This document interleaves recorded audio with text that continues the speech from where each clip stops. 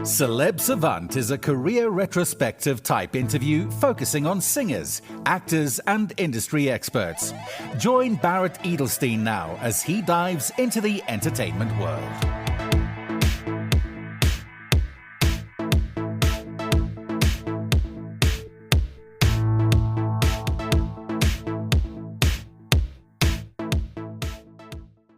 Grinspoon are an Australian rock band formed in 1995. The band consists of Phil Jameson on vocals and guitar, Pat Davin on guitar, Joe Hansen on bass guitar, and Kris Hopes on drums. Also in 1995, Grinspoon won the Triple J-sponsored Unearthed competition for Lismore with their post-grunge song Sickfest. The Grinspoon sound changed to more mainstream rock at the release of their 2002 album New Detention, gaining fans and peaking at number 2 on the ARIA album charts. Similarly, 2007's Alibis and Other Lies also reached number 2. The 2004 album Thrills, Kills and Sunday Pulls, which peaked at number 4, won the 2005 Best Rock Album Award at the ARIA Music Awards. With 13 ARIA Award nominations, over 500,000 records sold, and an untouchable live reputation, their impact on contemporary Australian rock is undeniable. Grinspoon's influence continues to shape the Australian rock scene. In 2024, they released their 8th body of work called Whatever Whatever, and it reached number 3 on the ARIA album charts. And it is a testament to their lasting legacy and creative rejuvenation. Up next on Celeb Savant, we've got Kris Hopes from Grinspoon.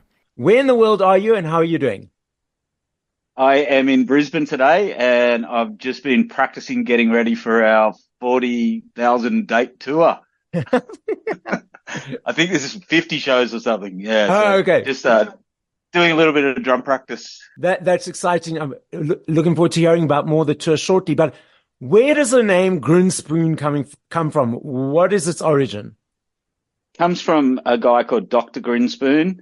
He was a professor at UCLA, and he wrote a book called Marijuana Reconsidered. And it was basically a study that the US government paid him to do. And they wanted a certain outcome, and he delivered the real outcome. So, yeah, therefore we liked what he was up to. And yeah, Pat, our guitarist, picked that one. Now let's focus on you specifically. Kris, at what age, whether it was a child or a teenager, did you think, cool, you want to be in this space, this musical creation world?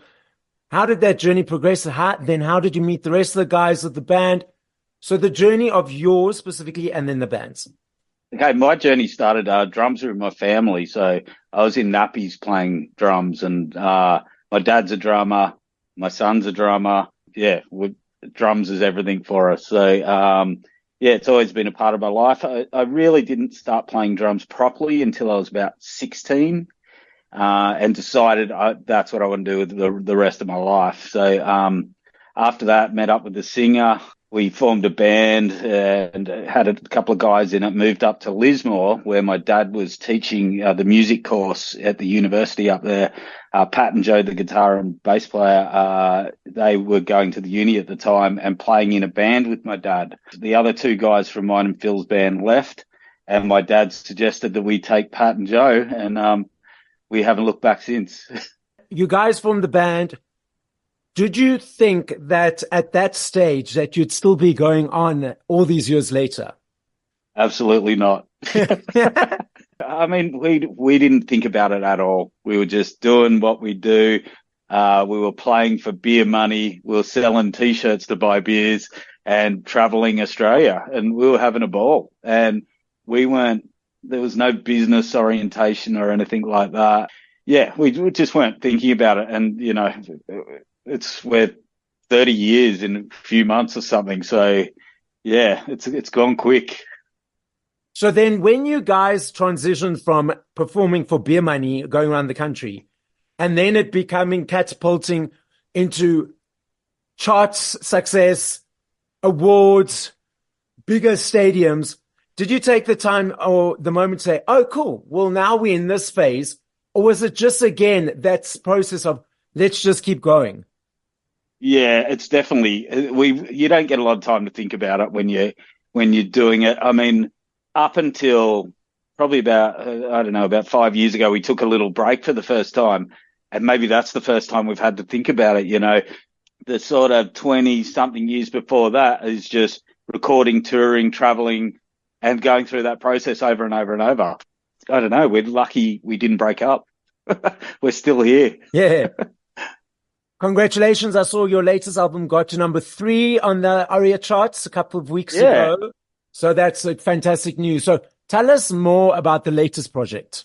Yeah, whatever. So that's our latest album. We hadn't recorded an album for 12 years. Oh, okay. Yeah, we just decided to basically change the way we did the recording process in the song selection stage by basically saying to each, there's 3 main songwriters in our band, and saying to each one, bring your best 3 songs instead of before we've picked a few songs and then gone down that kind of vein, you know, for the album. Whereas with our debut album, Guide to Better Living, we just bought our best songs, and that made an awesome album. And so whatever is similar in that way. So you referenced the creative process. You said there are 3 main songwriters who... so that's Phil, the singer, Pat, and Joe, bass and guitar player. And, I bring a little bit every now and again, but, you know, they bring most of the riffs and melodies. We bring them into rehearsal and we nut them out and demo them, and then think they're really shit and demo them again. And that goes on, and then throw them out and bring them back. And, you know, there's never one right way to do it, but somehow we've ended up with this pile of songs and we think it's pretty fucking good. Why is it that the process of you bring it, you think it's crap, then you take it away, then bring it? Why is that process there?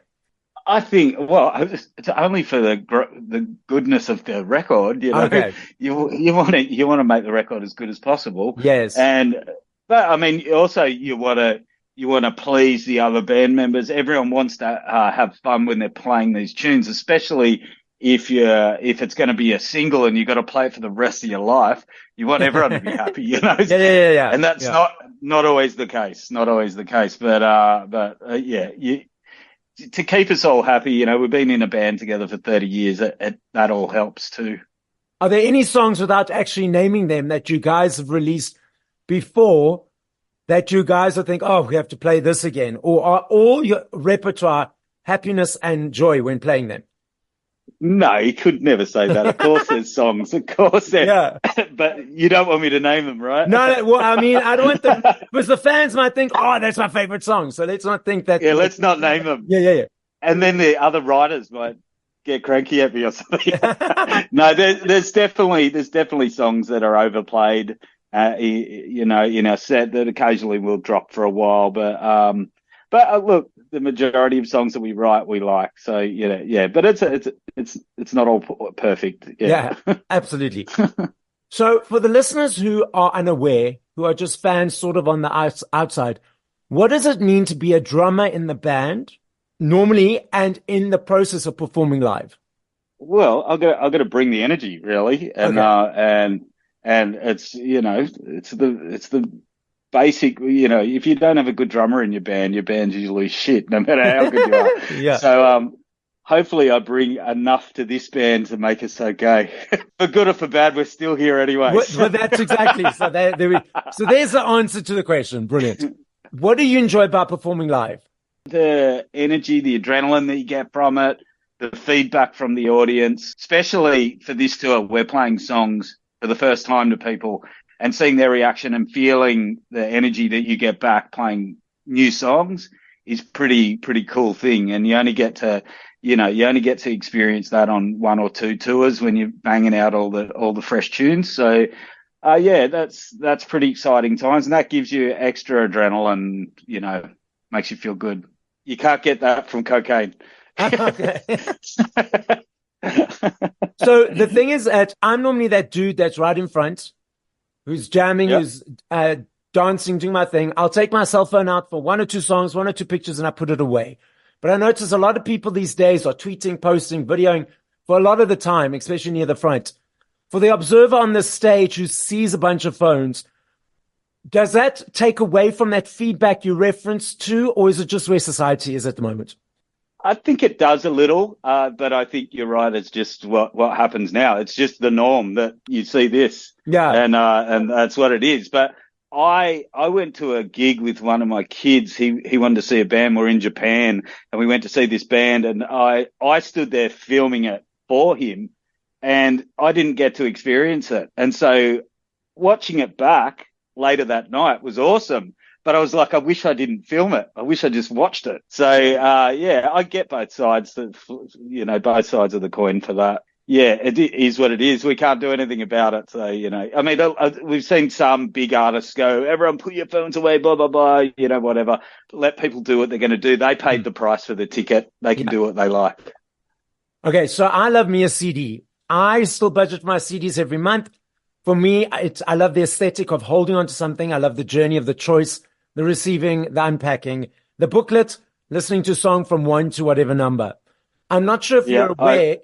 I'm not sure if you're aware that physicals are massive comeback. Last year in the UK alone, 5.9 million vinyl sales, the biggest since 1990. This year, a new vinyl factory in the Asia somewhere reopened after being closed for 50 years. We've also got CDs. In the UK, there's a basket of products that they gauge for tax purposes. And in the vinyl's always been in that basket, but now because of the upsurge of CDs again, they've repositioned it in as part of their product package. And it's research showing that it's all the younger people, the teenagers that are actually buying it, not the older nostalgic people. But we've also got these streaming platforms that people consume music on. Your observations of the landscape at the moment? I've got teenage kids that are into music and play music. They buy CDs. So I like that. I think that's good. Yeah. All the nostalgia's kind of crew from the 90s, they buy our vinyl, which is great too, because I'm stoked to just have our records on vinyl, which is amazing. They've done our whole back catalogue. I don't even care about the fans. I just want that for me. So, so that's good. I think it's good. Like when streaming first was hitting the road and the downloading had kind of ended and CDs were on the way out, obviously, it was a bit bleak. But now it seems to turn the corner a bit. CDs are back, a thing for kids, and the vinyl's doing really well, and there's still the streaming and all that, and you just got to kind of roll with it. But, from our band's perspective, we've been through it all. Not all, but in the last 30 years has been several changes, and we've experienced a lot of, having moving goalposts and all that kind of thing. So, yeah, it's been an interesting ride, but I think at the moment it has turned a bit of a corner, and it's a bit more nice. Going back to performing live, I go to one show or a couple of shows, so does the fans. But what is the process of you saying, cool, we're going to start prepping, rehearsing pre to that? Is it a period of 3 to 6 weeks, 3 months? What is that pre-planning for a tour? 3 hours? No. No, it is. I do a bit of drum practice by myself. Everyone does a bit of their own practice in their studios at home. We get together. We're going to Byron Bay, and we're going to a studio out there, and we'll be there for 4 or 5 days. I think the last couple of days we're doing some recording, and then the majority of the crew turn up, and we do some kind of live stuff, make sure all the in-ears are working and all the bits of tech garbage that we need to do our thing. So once all that's done and all that, we're good to go. So yeah, 4 or 5 days we're up. And okay. running. And how long is it going into the end of the year, New Year, or is it just a couple of months? Just 3 months, but it's pretty solid. We're away for most of it. So I think we're home for a day or two here and there. But for Australia, that's a solid tour. That happens quite a bit in the States, but you're on buses and that kind of thing. But for here, that's fairly solid touring. I love this game. I know if I had to ask you this question in 2 minutes, 10 years, 50 minutes, I know your answer will be different every time simply because there are millions of them. I'm not saying favorite. I'm saying top of mind. If you had to push play to 5 songs by other artists once we finish this conversation, what would those 5 songs be and by whom? God, what would they be? Let me give you like 5 artists instead. That's perfect. Perfect. I'd be definitely pushing play on Kanye. I'd be definitely pushing play on some Sting for old people's music. Yeah, I like Jay-Z. I listen to lots of Jay-Z. Rock kind of stuff would be Alice in Chains. That's kind of our era, and probably like a Rage Against the Machine. All those groups to me signify how I feel about listening to music, and I've taken things from each of those to incorporate into my style of drumming and that kind of thing. So I know this is a bit of sort of a question that you're on this path and we recognize and we understand it. But if your dad was not a drummer and was not necessarily in the music world, do you think that allowed you more to be conscious to say, I want to be doing this? Because if he was in a different role or different field, maybe that would have not have influenced you as much? Yeah, well, and just regarding that, he's gone out of music now and he makes documentaries, which is pretty, he just pivoted. Maybe I would have started earlier, I think, because I had it around me so early. Yeah. When I started, to get to 10, 11, 12, I kind of wanted to rebel against that and have a normal job. Like go to an office or something, put a tie on. And I did that. I did that when I was about 15 and went, fuck that. No way. It was just illusion. An illusion. You've got the latest album that just came out. You got the tour. Are you guys, and you also referenced earlier that there was a 12-year break in between this album and the previous one. What's the break going to be towards the next album? Do you think it's going to be shorter, or you guys haven't even thought about it yet? Haven't even thought about it yet, but I would say more than likely it would be shorter. I think the process that we had this time round was pretty enjoyable, and I think it was, we know how to do it better these days, and everyone's a bit surer of what they want, and I just think, if we're going to do another album, it would be sooner rather than later. Yeah. Kris, the podcast is listened to throughout the world. So as a final message, what would you like to say?